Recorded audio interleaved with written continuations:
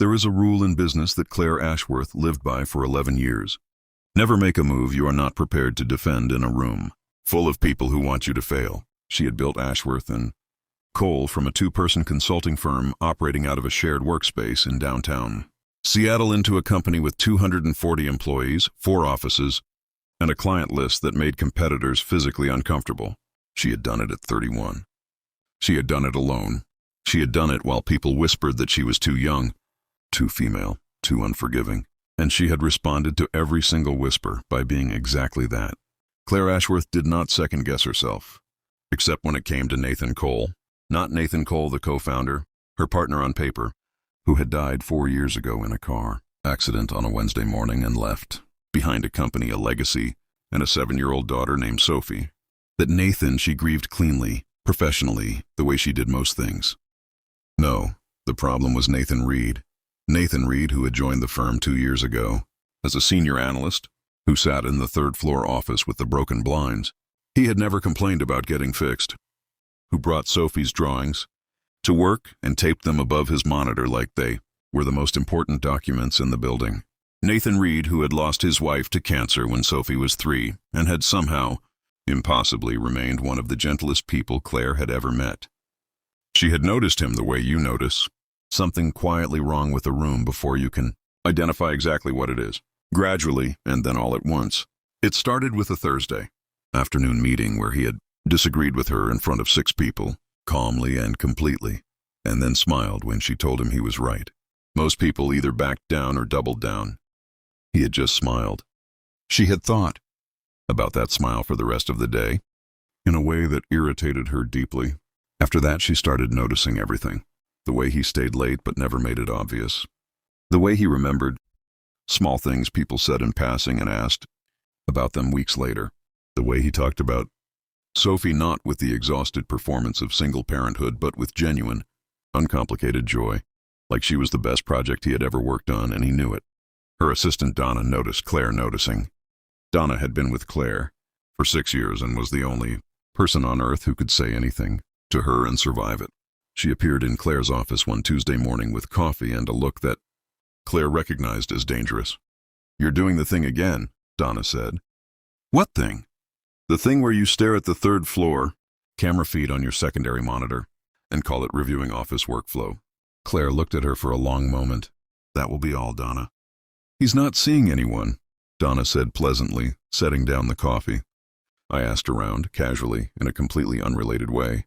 "Also, Sophie's school play is next Thursday, and he mentioned he wished he had someone to bring, and I thought that was very interesting information to have." Donna, leaving now. The problem, Claire had understood for some time, was not that she had feelings for Nathan Reed. She was a grown adult, and feelings were a thing that happened even to people who preferred they didn't. The problem was that she was his CEO, the most direct, decisive person in any room she walked into, could not figure out how to walk into his office and say a true thing, because every angle she considered had a complication. He might feel pressured. He might think it was inappropriate. He might say yes out of some misplaced sense of professional obligation, and she would never know which it was. Claire Ashworth, who had negotiated contracts worth $40 million without flinching, was terrified of a man on the 3rd floor with a broken window blind. And so she did what she always did when direct was impossible. She built a system.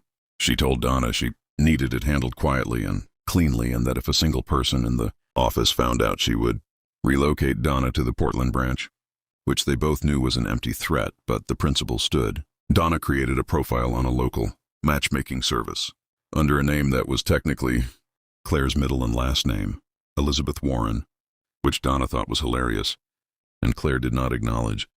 And she selected Nathan's profile, which he had created 8 months ago and apparently never used, based on Sophie asking him one night why he never went on dates, and him deciding that was a reasonable question deserving a reasonable effort.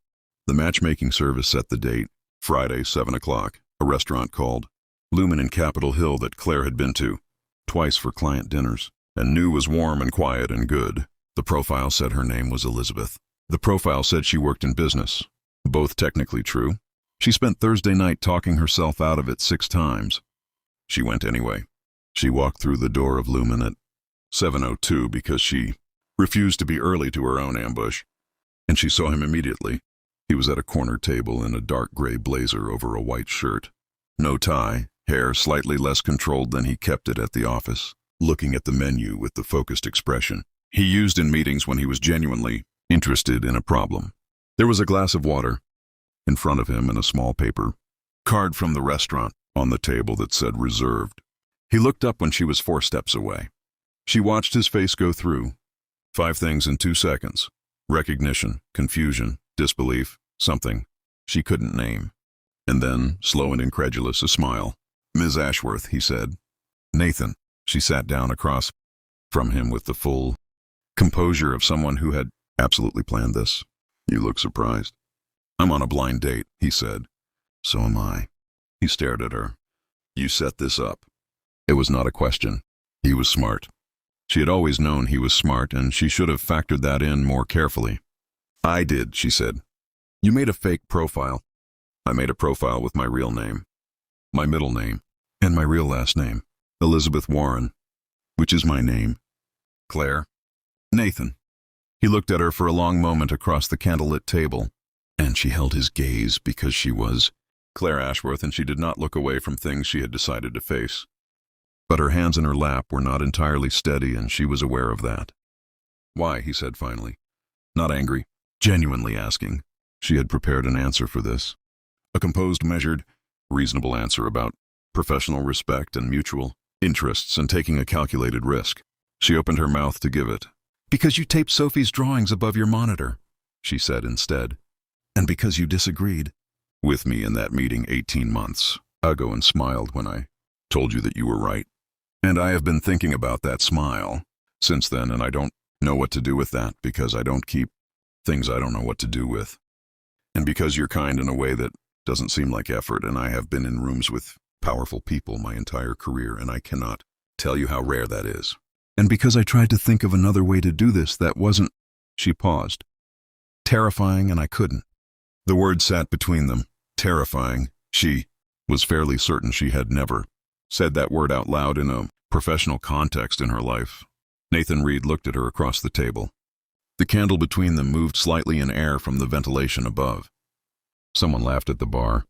The restaurant kept going around them, indifferent. "You're terrified," he said slowly, like he was trying to make the sentence make sense. "Of your answer, yes." "Claire Ashworth." "That's my name." The woman who fired the Hendricks account in front of their entire legal team. They were 3 months in breach. The woman who presented to Blackwood Capital for 40 minutes when the projector failed and did it from memory. "I knew the numbers." "That woman," he said, "is sitting across from me in this restaurant telling me she was afraid to ask me to dinner." "I didn't ask you to dinner," she said. "I tricked you into it." "There's a difference. One requires courage and one requires planning, and I defaulted to my strengths." He laughed. It was the same laugh she had catalogued without meaning to for 2 years. Real and unguarded, the one that happened when something caught him off guard in a good way. It filled the quiet corner of that restaurant, and she felt it somewhere behind her. Sternum in a way she chose not to examine too closely. "Okay," he said. "Okay, what?" "Okay, I'm glad you planned it." He picked up his menu. "I've been trying to think of how to ask you to dinner for 8 months. I couldn't figure out the angle either." She stared at him. 8 months, she said. "Give or take. You have been trying to ask me to dinner for 8 months. You're my CEO," he said simply, eyes on the menu. "You're the most intimidating person I have ever met in my professional life, and I mean that as a sincere compliment. I didn't know how to do it without it being strange. So I didn't do it." He looked up. "And then you tricked me into it, which, honestly, is a much better story."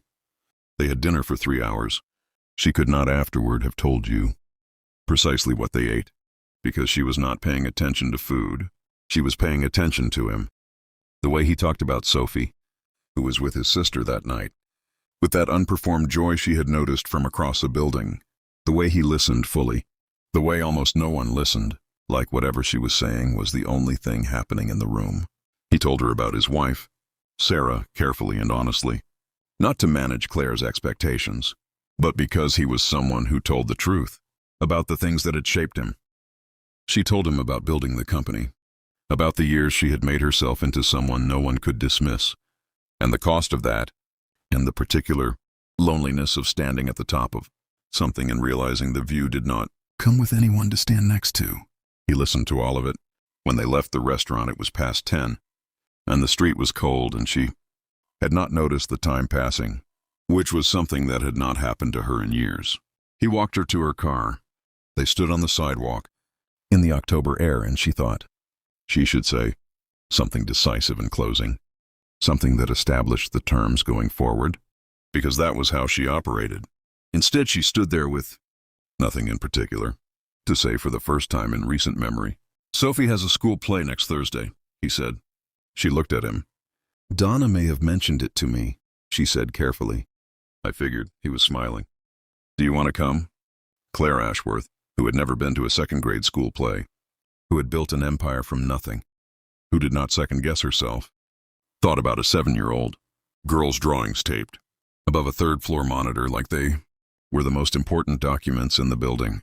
"Yes," she said, and meant it more than she had meant most things. He came to that play. She sat beside him in a folding chair in a school gymnasium that smelled like floor wax and old sneakers, and watched Sophie perform 4 lines as a talking tree with the complete conviction of someone who believed wholeheartedly in the material. Nathan recorded the whole thing on his phone with the focused intensity he brought to quarterly reports. When Sophie spotted Claire in the audience, her eyes went wide and she waved, mid-scene, breaking character entirely, and Nathan covered his laugh with his hand. After the play, Sophie took Claire's hand in the parking lot without asking, the way children do when they have decided something, and walked between them to the car. Claire had spent 11 years building things. Companies, reputation, systems, walls. She had been very good at all of it, and she had been very alone in all of it, and she had told herself for most of those years that alone was the same as strong. Standing in a school parking lot in October with a child's hand in hers and a man beside her who had smiled when she told him he was right, she understood the difference. 8 months later, Nathan walked into her office and closed the door. She looked up from her laptop. He set a small velvet box on the desk between them without a word and looked at her the way he had looked at her across a candlelit table the first night, certain, steady, completely unafraid of her answer. She looked at the box. She looked at him. "You're not going to say anything?" she said. "I'm waiting. You didn't ask a question." "Claire." "Nathan, will you marry me?" She had prepared nothing for this moment. No system, no angle, no contingency. For once in her life, she was operating entirely without a plan. And the remarkable thing, the thing she would think about for the rest of her life, was that it felt nothing like falling. It felt like landing. "Yes," she said. And the word came out steady and sure and completely without fear, as if it had been the answer all along, waiting quietly inside her for the right question, for the right man, for the right candlelit corner of the right restaurant where a CEO had once walked in 2 minutes late to her own blind date and changed the entire direction of her life. She came out from behind that desk for the first time in 11 years, and she didn't look back.